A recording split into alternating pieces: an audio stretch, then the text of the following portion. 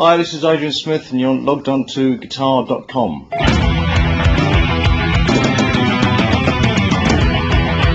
So I'd say a really good one, someone told me to warm up, is just use a real clean sound. Just do.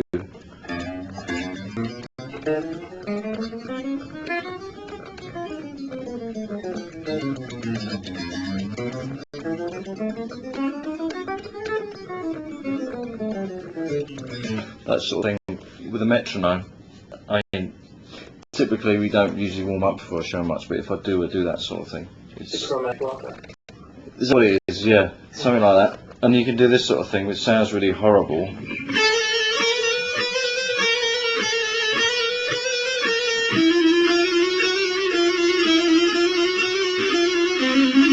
Or that sort of thing. Which my wife came in the room and said, "What the hell are you doing?" You know, and but it's good because it's just, you know, gives the builds a strength in your fingers. Obviously, you have to repeat it, you know, until you feel your fingers getting real tired, and then push yourself a little bit more, and gradually build up speed. It's good to do it with the metronome. That works best for strength or speed? Well, for strength and stamina. What do you recommend for a guitarist who want to build up their speed? Any good tips? Yes, it's some stuff you can do, like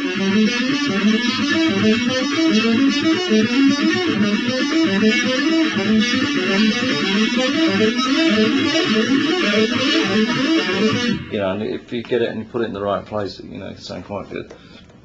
But again, you can't really do that unless you got to do the sort of groundwork, the sort of all that sort of stuff, and get to the point where you can push your fingers, you know, until they hurt a bit, and then you get used to doing it, and then you find it's like, you know, playing a sport. If you wanna go out and play tennis for 2 hours in a match, you got to practice for 3 hours, you know. So you know, when it comes to the gig, you can do it with ease, you know.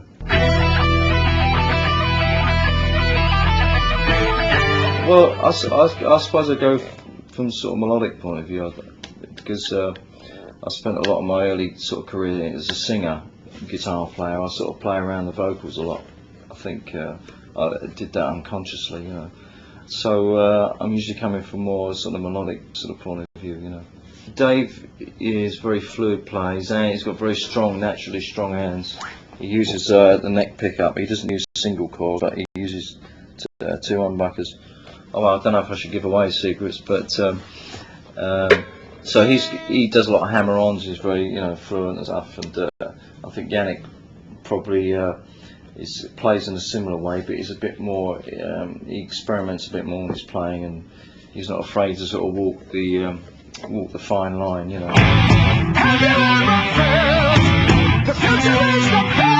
I think on this last record we did, it was a bit more spontaneous, you know.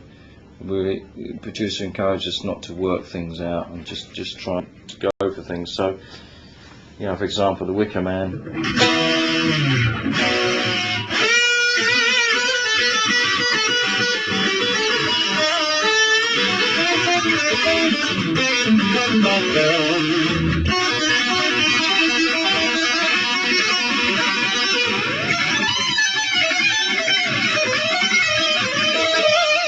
Something like that, anyway.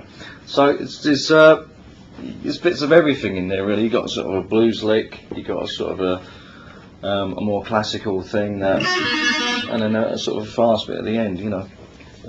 Just try and have a good good definite beginning, a few catchy bits in it that maybe people will remember, and a little bit of a flurry or a fancy bit in there, you know, too. Can you demonstrate how a more pick-heavy approach gives you a different kind of sound than maybe something filled with hammer-ons and pull-ups? Well, you can do the sort of which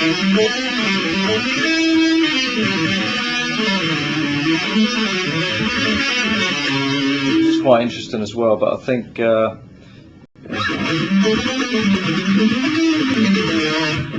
that to me that sounds kind of heavier, and it depends. It also depends what you play as well. Sometimes that more legato stuff, what we do, it gets a bit lost. I think it's the way you approach it, really. It's just what you want to hear yourself.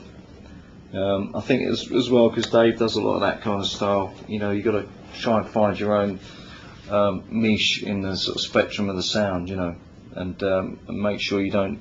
I mean, a lot of the stuff we're doing now, a lot of the older stuff since I come back in the band, I play in different tuning. For example, I was playing with Bruce's band, his solo band, and working with another guitar player called Roy Z. And we've been sending tapes back and forth, and he'd be sending me tapes of stuff that was in drop D, but I didn't know it was in drop D, so I tuned my whole guitar down, and then, you know, my strings are kind of moving like elastic bands, and I thought, well, you know, that's the way he wants to play it, fine. And then when we started rehearsing, he was doing, I was like, what are you doing, you know? And it was like a totally different technique, you know, but once you get into it, I mean, it's real cool tuning, you know. And when you drop your D, you always got to tune it a little bit slightly flat, because when you fret it, it tends to go sharp.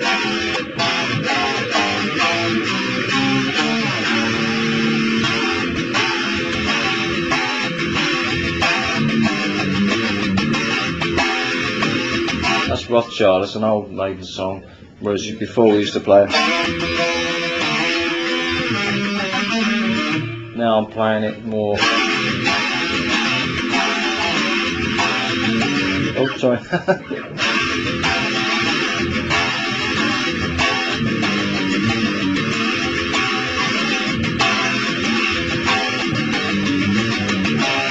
That sort of thing. Also, Number of the Beast. You know, before it was. You had no. Again, it was a song written in D, which is not a typical heavy rock guitar key. It was written by Steve. So if you tune the D string down, you got that nice.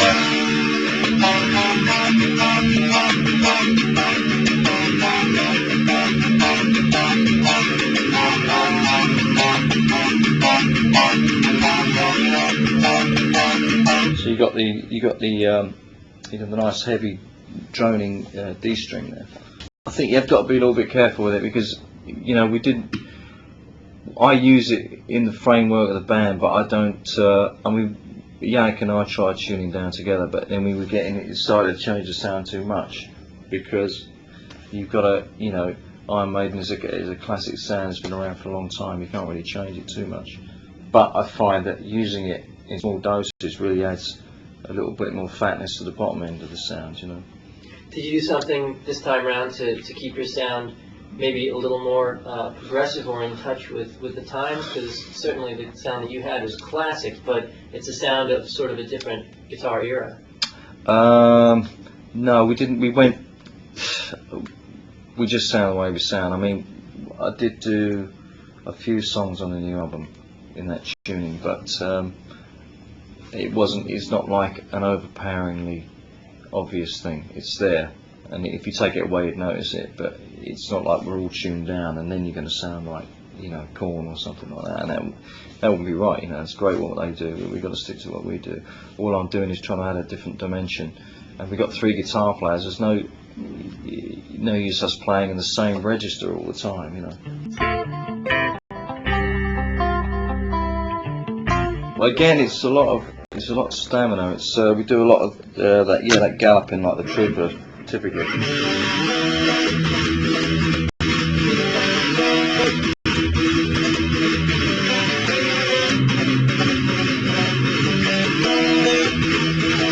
When we do it live, it's more like.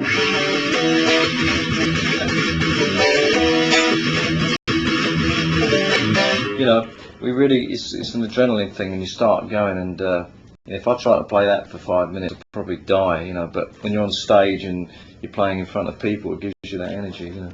But it's very kind of physical kind of guitar playing. It's like if you're a blues player, you can play a few licks and stop and sing a bit, have a cigarette and play a few more licks, which is great. But what we do is real. It's a physics. It's almost like a sport. It's like some kind of an athletic event sometimes. The chords aren't terribly complicated, no, or the chord patterns are pretty straightforward. But there's a lot of stammering in the right hand and and speeding from that. So,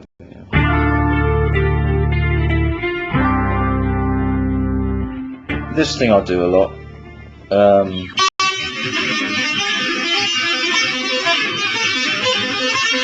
mean, all that is two fingers bouncing around on a sort of an open B string and an E string, and it sounds quite, quite good. You can do such a lot of.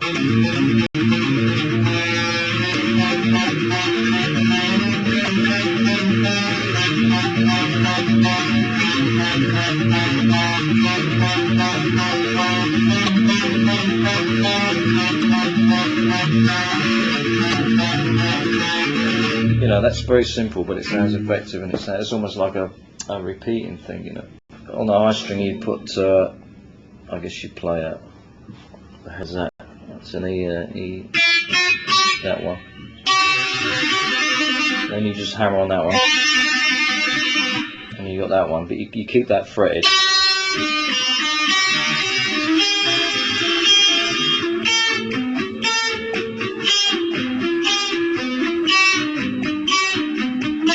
And again, you got to start off slow, and then.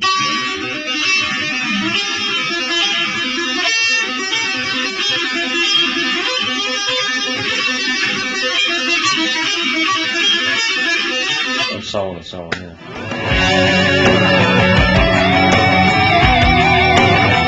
you tell me a little bit about that, and maybe how your playing in Psycho Motel differs from what you've done with Maiden? That is a little bit more guitar heavy orientated, it's a typical situation where I'd sit down with a singer and I'd have a bunch of riffs, and we'd go through and we'd just see what comes out. It's more traditional guitar rock, but with the detune thing going on as well, and but it's got guitar solos in it and melodic vocals, but it's a little bit more modern kind of orientated rock.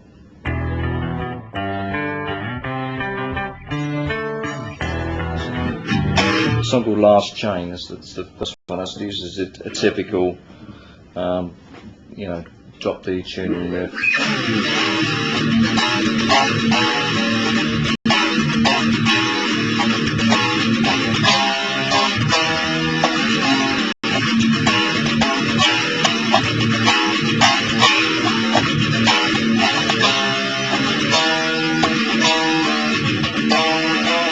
So I forgot.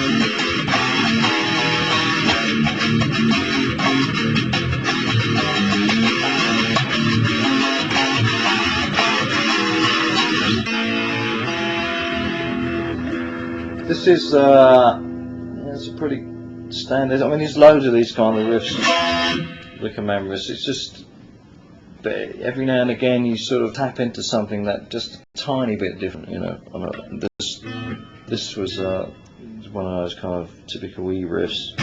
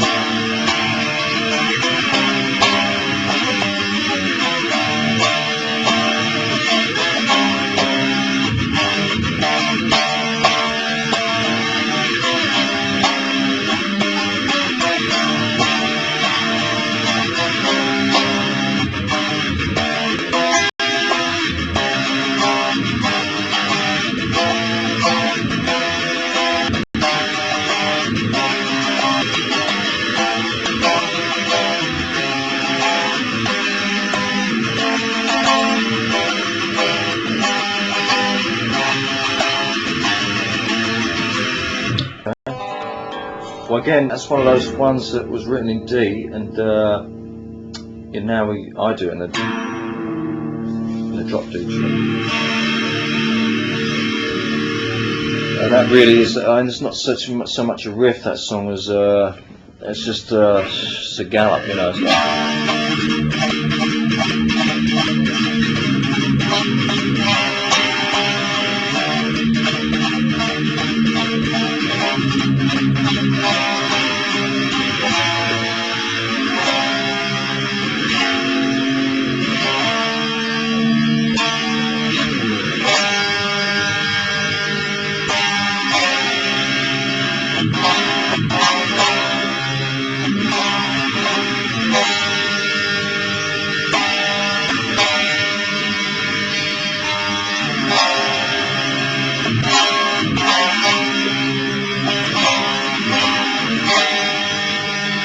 That's pretty simple, really. It's a simple song, you know.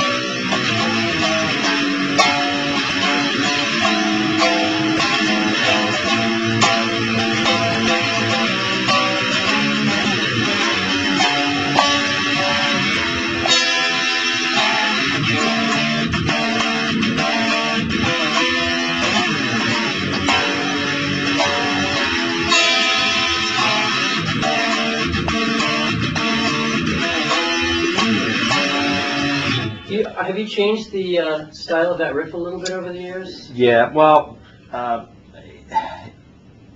yeah, I mean slightly. I mean not the, you can do things with a verse, you know, because you're just hanging on the F sharp. You can do that chord, which I never thought of doing when we were recording it. I wish I had, you know, one of those things that sort of, you know, almost gets better over the years, you know.